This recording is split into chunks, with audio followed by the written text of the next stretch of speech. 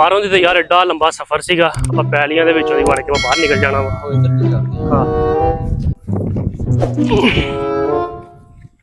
ਐਤਕਾ B ਬਹੁਤ ਚੰਗਾ ਸੀ, ਫਸਲ ਚੰਗੀ ਹੋਏਗੀ ਐਤਕਾ। ਹੋਇਆ ਸਾਡੀ ਜ਼ਮੀਨ 'ਚ ਕਿੱਥੋਂ ਤੁਰੇ ਫਿਰਦੇ ਹੋਏ, ਇਹਨਾਂ ਦੀ ਜ਼ਰੂਰਤ ਕਿੱਦਾਂ ਹੋਈ ਸਾਡੀ ਜ਼ਮੀਨ ਦੇ ਵਿੱਚ? ਇਹਨਾਂ ਨੂੰ ਪੁੱਛੀਏ ਜਰਾ। ਪਰ ਤੁਸੀਂ ਸਾਡੀਆਂ ਫਸਲਾਂ ਕਿੱਧਰ ਲੱਗੇ ਫਿਰਦੇ ਹੋ? ਅੱਜ ਤੱਕ ਪੂਰੇ ਪਿੰਡ 'ਚ ਕਿਸੇ ਦੀ ਜ਼ਰੂਰਤ ਨਹੀਂ ਹੋਈ ਸਾਡੀ ਫਸਲ 'ਚ ਪੈਰ ਵੀ ਰੱਖ ਜੇ, ਤੁਸੀਂ ਮੂੰਹ ਚੱਕ ਕੇ ਤੁਰੇ ਜਾਂਦੇ ਹੋ। ਪਰ ਯਾਰ ਬਾਹਰੋਂ ਦੀ ਨਾ ਸਫ਼ਰ ਬਹੁਤ ਦੂਰ ਸੀਗਾ, ਅਸੀਂ ਅਗਲੇ ਪਿੰਡ ਜਾਣਾ ਸੀਗਾ, ਅਸੀਂ ਕਿਹਾ ਚਲੋ ਪੈਲੀਆਂ ਦੇ ਵਿੱਚੋਂ ਚਲੇ ਜਾਂਦੇ ਆ। ਓਏ ਆ ਫਸਲਾਂ ਤੁਹਾਡੇ ਪਿਓ ਦੀਆਂ ਨੇ, ਜਿਹੜਾ ਤੁਸੀਂ ਫਸਲਾਂ 'ਚੋਂ ਲੰਘ ਜਾਂਦੇ ਹੋ। ਜਾਓ ਨਿਕਲ ਜਾਓ ਸਾਡੀਆਂ ਫਸਲਾਂ 'ਚੋਂ ਬਾਹਰ, ਨਹੀਂ ਧੱਕੇ ਮਾਰ ਕੇ ਪਿੰਡੋਂ ਵੀ ਕੱਢ ਦਿਆਂਗੇ ਤੇ ਫਸਲਾਂ 'ਚੋਂ ਵੀ।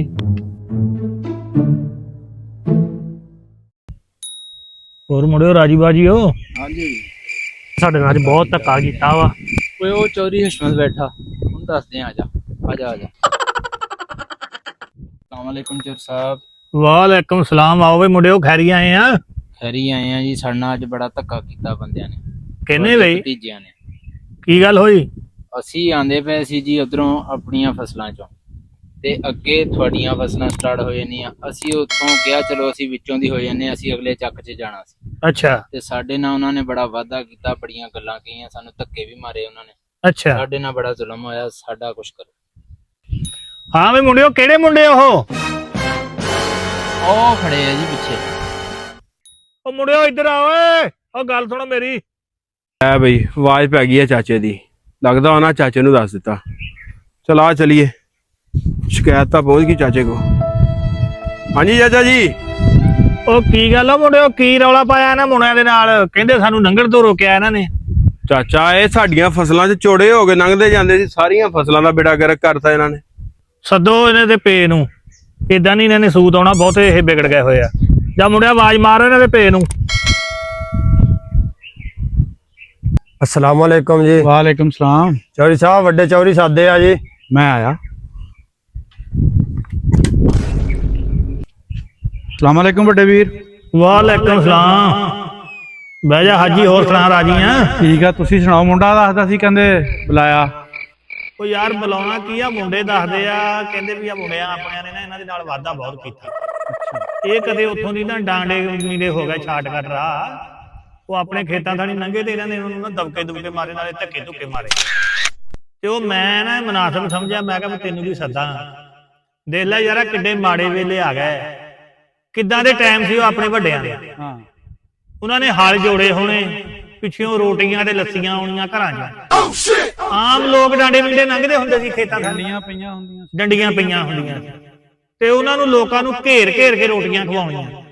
ਜੇ ਕਿਸੇ ਨੇ ਲੰਘਣਾ ਰਾਹ ਥਾਣੀ, ਨਾ ਤਾਂ ਸੜਕਾਂ ਹੁੰਦੀਆਂ ਸੀ ਇੰਨੀਆਂ ਪੱਕੀਆਂ, ਤੇ ਨਾ ਉਦੋਂ ਸਵਾਰੀਆਂ ਹੀ ਹੁੰਦੀਆਂ ਸੀ, ਪੈਦਲ ਹੀ ਲੰਘਦੇ ਸਾਰੇ। ਏਦਾਂ ਹੀ ਸੀ ਉਹ ਕਿੱਦਾਂ ਦੇ ਆਪਣੇ ਵੱਡੇ ਬੰਦੇ ਸੀ, ਆਪਣੇ ਮਾਂ-ਬਾਪ, ਆਪਣੇ ਚਾਚੇ ਤਾਏ, ਜਿਹੜੇ ਹਰ ਡਾਂਡੇ ਮੀਡੇ ਜਾਣੇ ਵਾਲੇ ਨੂੰ ਲੰਘਦੇ ਵੜਦੇ ਨੂੰ ਪਾਣੀ ਪਿਆਉਂਦੇ ਸੀ, ਰੋਟੀਆਂ ਖਵਾਉਂਦੇ ਸੀ। ਤੇ ਅੱਜ ਦੇਖ ਲੈ ਸਾਡੀਆਂ ਹਾਲਾਤਾਂ ਵੀ ਇਹ ਕਿੱਡੇ ਮਾੜੇ ਕੰਮ ਕਰਦੇ ਆ, ਵੀ ਪੈਦਲ ਜਾਂਦਿਆਂ ਨੂੰ ਵਿਹਲੀਆਂ ਪੈਲੀਆਂ 'ਚੋਂ ਧੱਕੇ ਮਾਰਦੇ ਆ। ਉਹ ਤੈਨੂੰ ਮੈਂ ਕਈ ਵਾਰੀ ਕਿਹਾ, ਇਹਨਾਂ ਨੂੰ ਸਮਝਾਇਆ ਕਰ, ਏਦਾਂ ਦੀਆਂ ਹਰਕਤਾਂ ਤੋਂ ਬੰਦਾ ਪਿੰਡ ਦੇ ਵਿੱਚ ਗੰਦਾ ਹੋ ਜਾਂਦਾ, ਨਾ ਚੰਗਾ ਹੀ ਲੱਗਦਾ ਵਾ, ਨਾ ਇਹ ਕੰਮ ਹੀ ਚੰਗਾ। ਉਹ ਨਸੀਬਾਂ ਵਾਲੇ ਲੋਕ ਹੁੰਦੇ ਆ ਜਿਨ੍ਹਾਂ ਦੇ ਖੇਤਾਂ ਥਾਣੀ ਲੋਕ ਲੰਘਦੇ ਆ। ਉਹ ਲੋਕ ਤੇ ਲੋਕਾਂ ਦੇ ਪੈਲੀਆਂ ਦੇ ਵਿੱਚ ਪੈਰ ਲਵਾਉਂਦੇ ਹੁੰਦੇ ਸੀ, ਵੀ ਅੱਲਾ ਜਾਣਦਾ ਕਿਹਦੇ ਪੈਰਾਂ ਦਾ ਸਦਕਾ ਰੱਬ ਨੇ ਰਿਜ਼ਕ ਦੇ ਦੇਣਾ, ਬਰਕਤ ਪੈ ਜਾਣੀ।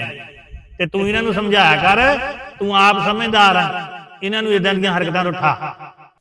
ਵੱਡੇ ਵੀਰ, ਮੈਂ ਸ਼ਰਮਿੰਦਾ ਆ ਕਿ ਅੱਜ ਸਾਡੀ ਔਲਾਦ ਦੀ ਵਜ੍ਹਾ ਤੋਂ ਇਹ ਗੱਲਾਂ ਸੁਣਨੀਆਂ ਪਈਆਂ। ਬੱਟਾਂ ਬੰਨਿਆਂ 'ਚ ਕੋਈ ਰੋਜ਼ੀ ਨਹੀਂ ਹੁੰਦੀ, ਇਸ ਦਿਲ ਨੂੰ ਸਮਝਾਉਣ ਵਾਲੀ ਗੱਲ ਆ। ਪਹਿਲੇ ਪਿੰਡਾਂ ਤੋਂ ਪਿੰਡਾਂ ਡੰਡੀਆਂ ਬਣੀਆਂ ਹੁੰਦੀਆਂ ਸੀਗੀਆਂ, ਸਿੱਧੀਆਂ ਸੜਕਾਂ ਤੇ ਲੋਕ ਘੱਟ ਜਾਂਦੇ ਸੀ, ਡੰਡੀਆਂ ਵਿੱਚੋਂ ਦੀ ਹੋ ਕੇ ਜਾਂਦੇ ਸੀ।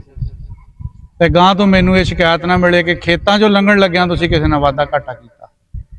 ਕਦੇ ਵੀ ਇਹਨਾਂ ਚੀਜ਼ਾਂ ਨਾਲ ਫਰਕ ਨਹੀਂ ਪੈਂਦਾ। ਇਹ ਸਾਰੀਆਂ ਜ਼ਮੀਨਾਂ ਇੱਥੇ ਰਹਿ ਜਾਣੀਆਂ ਆ, ਕੁਛ ਨਹੀਂ ਨਾਲ ਜਾਣਾ ਹੈਗਾ। ਨਾਲ ਜਾਣਾ ਤਾਂ ਬੰਦੇ ਦਾ ਅਖਲਾਕ, ਪਿਆਰ, ਮੁਹੱਬਤ। ਤੇ ਕਦੇ ਵੀ ਆ ਨਿੱਕੀਆਂ ਨਿੱਕੀਆਂ ਗੱਲਾਂ ਤੋਂ ਲੋਕਾਂ ਨੂੰ ਆਪਣੇ ਖਿਲਾਫ ਨਹੀਂ ਕਰੀਦਾ ਹੁੰਦਾ। ਅੱਬਾ ਜੀ ਸਾਡੇ ਕੋਲੋਂ ਗਲਤੀ ਹੋ ਗਈ, ਸਾਨੂੰ ਮਾਫ ਕਰ ਦਿਓ। ਚਾਚਾ ਜੀ ਅਸੀਂ ਤੁਹਾਡੇ ਤੋਂ ਵੀ ਮਾਫੀ ਮੰਗਦੇ ਹਾਂ। ਚਲੋ ਮੁੰਡਿਓ, ਉਹ ਇਹ ਵੀ ਆਪਣੇ ਮੁੰਡੇ ਆ ਕਮਲਿਓ, ਇਹਨਾਂ ਕੋਲ ਵੀ ਮਾਜਤ ਕਰੋ। ਬਾਈ ਅਸੀਂ ਤੁਹਾਡੇ ਤੋਂ ਵੀ ਮਾਜ਼ਰਤ ਕਰਦੇ ਹਾਂ, ਅਸੀਂ ਤੁਹਾਡੇ ਨਾਲ ਵਾਅਦਾ ਕੀਤਾ ਹੈ। ਅੱਗੇ ਵਾਸਤੇ ਅਸੀਂ ਤੁਹਾਡੇ ਨਾਲ ਤੇ ਕੀ, ਅਸੀਂ ਕਿਸੇ ਨਾਲ ਵੀ ਵਾਅਦਾ ਨਹੀਂ ਕਰਾਂਗੇ ਪਿੰਡ 'ਚ।